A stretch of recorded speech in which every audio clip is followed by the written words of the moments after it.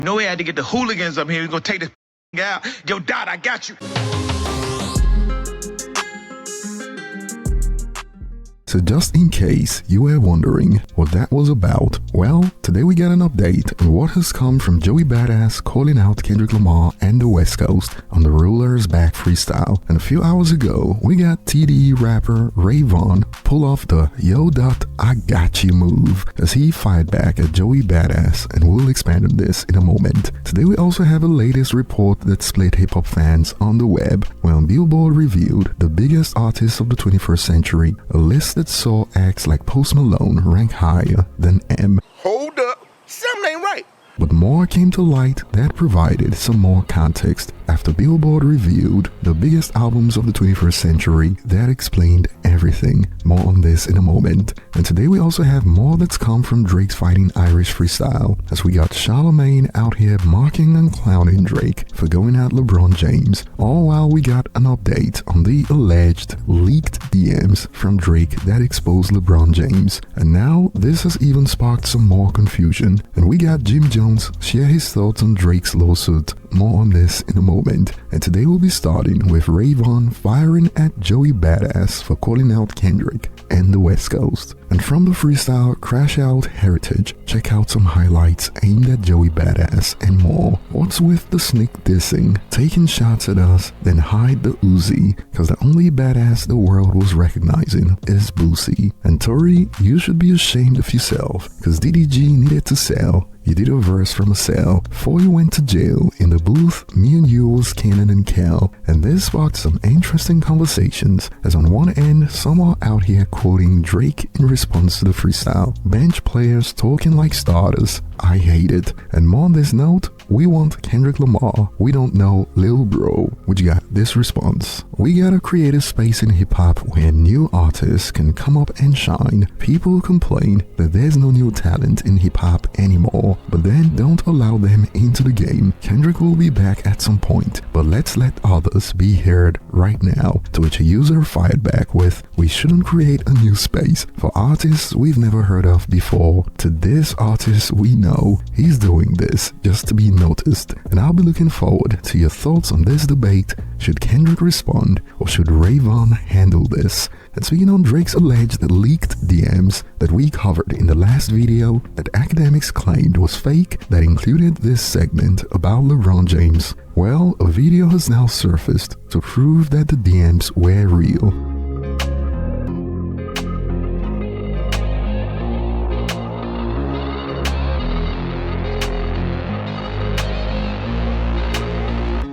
And while some still believe it is fake and are calling the video AI, those in Kendrick's corner are using the video as proof about why Drake is a clown. Meanwhile, his fans still argue that he's not the biggest clown in the history of hip-hop. Well, let's just say that if those DMs are real, then Drake pretty much exposed LeBron James. Simple as that. That is, if it is real. And on Drake's Fighting Irish freestyle aimed at LeBron James, we got Charlamagne out here clowning Drake for being salty that LeBron James defected to Kendrick Lamar. Check out a snippet from The Breakfast Club. People think he was going at LeBron in his freestyle because he mentioned his brother receiving tickets and giving into gimmicks. So we all know LeBron went to the Juneteenth pop-out. And I remember it was rumored that Drake was so mad at LeBron being at the pop-out, you know, that he unfollowed him on IG.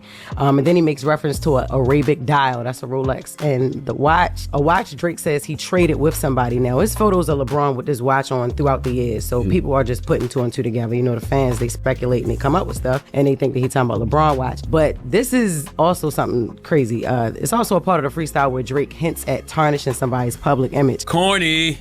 Yeah, right. Yeah, nobody went off about it. Nobody told you to get them people tattooed on you, boy. Right? It's crazy. Well, I will say this. I think it's Arabic dial, but if they were that close and they were that cool, and it seems like they were, and he probably felt like LeBron is his friend, and they've spent summers together, and they spent time in Miami and Toronto. Who told you they spent summers together? And I put my your jersey on my arm. I tattooed Who told you it. to do that? I tattooed your Drake jersey. probably We did that. we thought we were friends. We thought we were boys. We thought we were Man, good. please. And then all of a sudden, when the sound like world they is was kicking lovers. my back down, and the world is kicking my back in, What you say, Jess? and you join, I feel away too. What you say, Jess? It sound like a love letter. Like, yo, what happened? You cheated. Like, you know what I'm saying? It sound like they was lovers. Like, this is too much. It sound You know what I mean? it do sound like Drake broke up with all his NBA booze in his head. In his Yeah. head. DeMar DeRozan, You would, Bron. you would even check up on my son like a pediatrician. Like, yo, why? What's going on with you? I like when Drake raps, but why are you sitting around writing the heartbreak records? But that's what he should because do. these In a guys dark, dim room. But that's what he should do. That's what we said. We instead of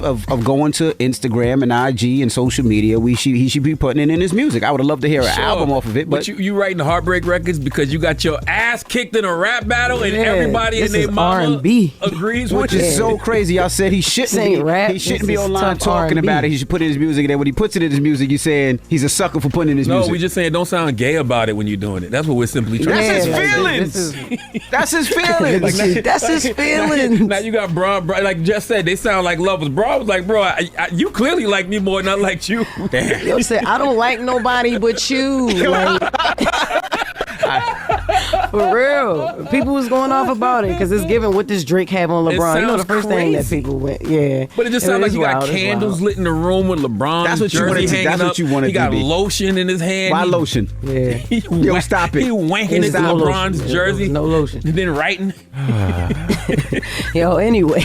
And this spark takes aimed at Charlamagne like, does anyone take Breakfast Club opinions seriously anymore? Laughing emoji. He hates Drake so much he can't even speak objectively anymore. And moving on to the lawsuit that pretty much tarnished what was left of Drake's reputation. According to some, after the battle, well, Jim Jones took a different approach compared to what we've come to expect from rappers about the lawsuit. Check out a snippet from Respectfully, the Justin LeBoy Show. A lot of things that go on with somebody doing a power move like that. Like anytime a person like that does some shit that he knows gonna be, it's like it ain't just small fries and shit like that. Yeah. But when you're dealing with social media, people make everything seem smaller than what it is and shit like that, and quick to say whatever and shit like that. I mean, whatever it is, man, that's not my field and shit like that. You dig? If it works in his favor, I hope it do and shit like that. You know what I mean? But I don't think that him doing that with business is no reflection of the streets, and he doesn't feel to me like he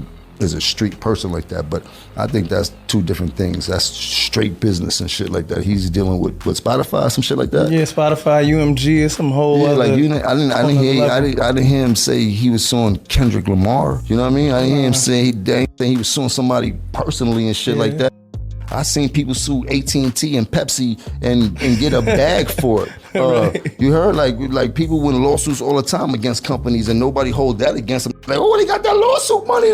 I never heard it be like, he sued. Oh, you suing niggas now for that money? I never heard that. So when we think about it, it's like, yo, is it any different than him suing Walmart? Yeah. You know what I mean? And not to put, I really don't care either or and shit like that, but thinking about what it is, like, come on, man. Niggas sue for people for dollars all the time. Although some users are asking, would he have done it if he won the battle? And moving on, Billboard recently published a list of the biggest artists of the 21st century, and top 5 goes Taylor Swift, Drake, Rihanna, Post Malone, and Eminem. And this sparked debates shortly after, because we all know that the data is easily accessible that shows Em remains the biggest rapper of all time, and has sold more than Drake and Post Malone. So how?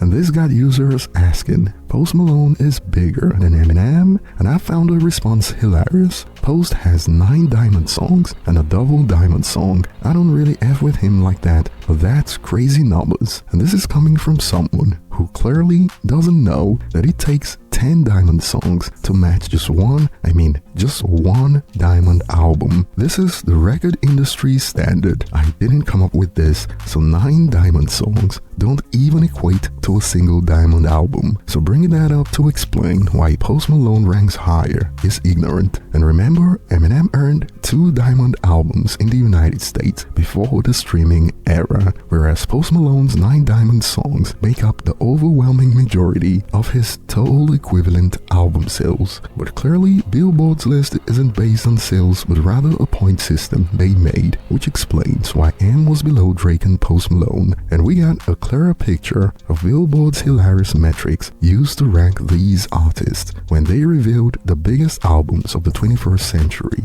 and only one hip-hop album made the top 10. My Turn by Lil Baby crowned the biggest hip-hop album of the 21st century. Dodgy metrics lead to dodgy results, so calling these albums the biggest is actually misleading from Billboard, as many fans could take this to mean that these are actually the biggest albums in sales numbers, and this sparked reactions like "stopped reading after I saw My Turn at 8, laughing my bum off." Like, think about it, any methodology that comes to the conclusion that My Turn is the biggest hip-hop album of the 21st century should have told them that it was time to course correct, but no, they went ahead and published it. And for giggles, the Eminem Show, the biggest hip-hop album of all time, ranked at number 39 on the biggest albums of the 21st century list. And to give you some more content on just how dodgy their point system is based on chart activity, we all know Curtain Call is the longest running rap album on Billboard 200, and the album is also certified diamond. And guess where it ranked on Billboard's biggest albums list? At number 53. And now we can't wait for people in the future to cite Billboard's list and actually believe My Turn is the biggest hip-hop album of the 21st century when it is not even close when it comes to what actually counts, sales. But over to you guys, share your thoughts below, thanks for watching, and see you on the next one.